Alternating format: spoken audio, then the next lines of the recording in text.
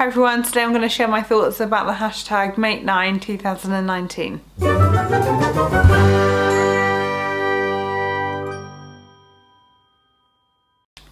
Hi, I'm going to launch straight in as the Instagram hashtag of Make9 2019, which has been doing the rounds. And there are a few controversial opinions about it, whether you should do it or whether you shouldn't do it, and whether it's constructive or not. So I thought I would give my view on things and just share what my plans are really for this year. Now I have a few plans in mind for the year, and I think that the Make9 2019, I'll just call it Make9 now. For the Make9 hashtag, the idea is quite a good one because it does give you structure and it helps you to focus on maybe things that you need to make this year or would like to make, and so you can then make them. But I think it is also quite constrictive because you don't always want to make what you plan in January, you may not want to make when it comes to August or September. So I have got some plans, and I think I have about nine makes planned out, but they are not specific patterns or items for all of them.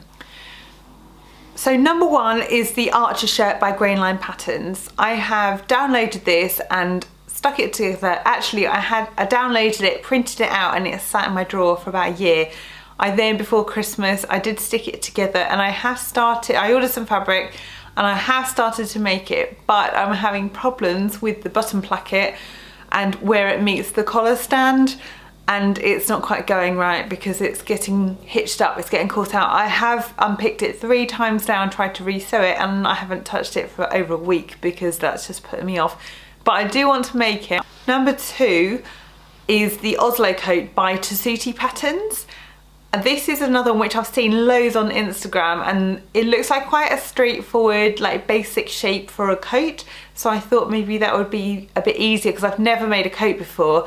And I thought maybe that one was the way to go, because I have bought a pattern from McCall's, I think it was, in the past, and a New Look pattern, and they haven't got further than being in my pattern stash. So I did buy this one. I do need to look through it because the instructions are photos rather than line drawings, and like some other people, I do sometimes prefer the line drawings and I find them easier to follow than sometimes with the photo, but I haven't looked at the detail of this, like the instructions, to know if how easy it is to go together. But I do hope to make a coat this year. Number 3 on my makes is a Roman blind for the kitchen. As I discussed in my other video with my resolutions tag video, we had a new kitchen installed, so there is no blind now because the old one was really dirty. It wasn't our style, it was from the previous owners.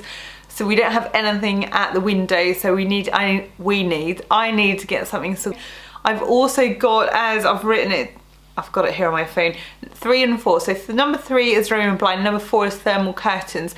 I'll put a picture in now, because if you stand in our kitchen doorway, you can see the kitchen and you can see the dining room. So I was going to try and plan to make them out of the same fabric, so it would sort of tie in and unite the room and look all fancy. But I have bought the Orla Keeley fabric for the thermal line curtains. It has to be thermal lined because the previous people knocked the wall through between the dining room and the conservatory, and it can get pretty cold if we don't have curtains drawn in the evening. But I did buy the fabric well over a year ago. It's still on its roll in the plastic bag from when I bought it from the department store, and it's moved from downstairs to upstairs now. And I do obviously need to buy some more to make the Roman blind with. But really make a start and it would be good. And my work colleagues keep nagging at me about it because I told them about a year ago that I was going to make curtains, and they keep asking me if I've made them yet, and the answer is no, but maybe this year. Number 5 is not for me. Well, yeah, I guess the blinds and the curtains are kind of for me as the house. Number 5 is a Snow Trooper coat. My husband does cosplay, specifically Star Wars cosplay, and he has bought the armour. If you don't know what cosplay is, Google it, because I'd probably give you the wrong explanation. But he has bought the armour, or ordered the armour, to make for and spray up and fix together and everything, to be a screen accurate version of a Star Wars Snow Trooper. And he needs a coat. He did buy one which was second hand, but it is not long enough. And because it has to be screen accurate, you can't just extend it and put a bit in. the whole thing needs to really be made from scratch, because it would be cheaper for me to make it, and because these things are so expensive to buy. So obviously if he's not spending money on so much money on his costume, that's more money I can spend on my sewing. So it's a bit of a win-win situation. Number 6 are trousers. Now, I've given up on the Sew Over It Ultimate trousers, but I did buy a pants making kit from Sure Fit Designs last year, because I went to a talk through a Facebook sewing group, and I don't know if I got sucked in or what, but I will show you. These are the things that I've got. So this is the pants making kit, and inside this is some kind of strange diagram that you measure yourself with and plot your measurements. Let's throw that on the floor. Plot your measurements on the diagram, and it basically gives you a sloper to make trousers from. And then I bought this, which goes with it, which has all the different curves and measurements for doing things like crotch seam, back seam, other kind of seams. I'm hoping that it's gonna work. I have had this sat in my drawers for quite a few months now, but I really want to make trousers because I can never get them to fit. And I'm hoping this kit down here is gonna help me. Number 7 is a classic black dress.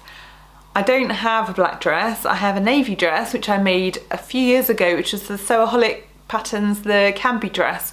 And it's still in my wardrobe and it still fits, but I made it out of some kind of bedding from the charity shop, and it's like super high polyester content, and it's heavy and thick. It looks really good, but it's so hot to wear. Plus I really wanted a black dress, so then if I have black shoes then I can wear them with that. So I was thinking either a black version of that pattern or the laneway dress by Jennifer Lauren Handmade, because I quite like the asymmetric neckline. Just is a bit unusual, and it's just quite a basic shape, but I think in a solid colour that would be really good, and made well it would hopefully last for a few years. So then if I have to go out, or not have to go out, if something occurs, let's face it, at the minute it's not going to occur. I'm stuck in the house with my husband used to work shifts last year, so I was in the house like every evening meeting the kids in bed, so I wasn't going out to swanky do's or anything. But he's changed his job, and you never know, there might be opportunities to actually get out of the house. Number 8 is a summer dress. I'm going to make a dress every year.